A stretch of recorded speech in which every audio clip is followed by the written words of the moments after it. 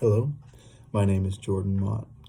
Most of you might be thinking that my friends here are spouting a bunch of nonsense. After all, when has anything like this ever turned out to be real?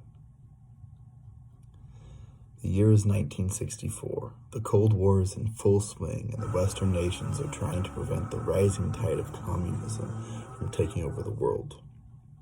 Trouble breaks out in Vietnam, and the United States want to prevent communists from taking over the country because the U.S. Constitution prevents the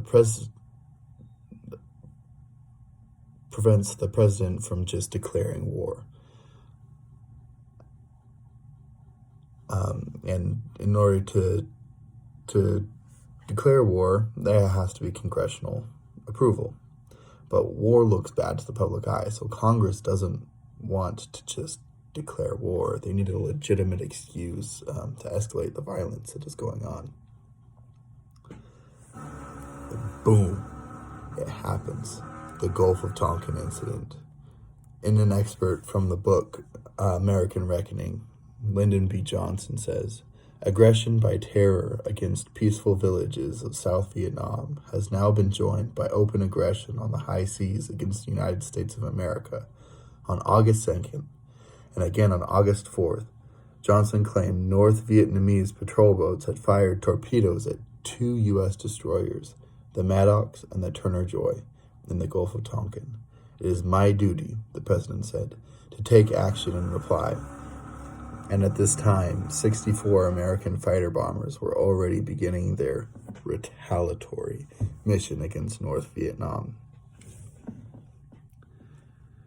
This lie that was told to the American public allowed Congress to give President basically a blank check to do whatever he wants to protect America, because this turned, they said the claim is that the ships were just going around minding their own business. And then the North Vietnamese attacked them while they were on the ships, and the Maddox and the Turner Joy. And so then the United States is now retaliating in order to protect themselves. But the biggest problem with all of this is that it didn't happen. A lot of people knew it, but it wasn't until many years later that the United States finally admitted that they lied. And this is super significant. The first attack, or the second attack, never actually happened. They have no proof that it ever happened. Most likely, they were just shooting at the water, just because. And the first attack, it was actually provoked because the United States had been in Vietnam since 1961, just attacking targets on the water and causing all sorts of trouble. So this was far from unprovoked.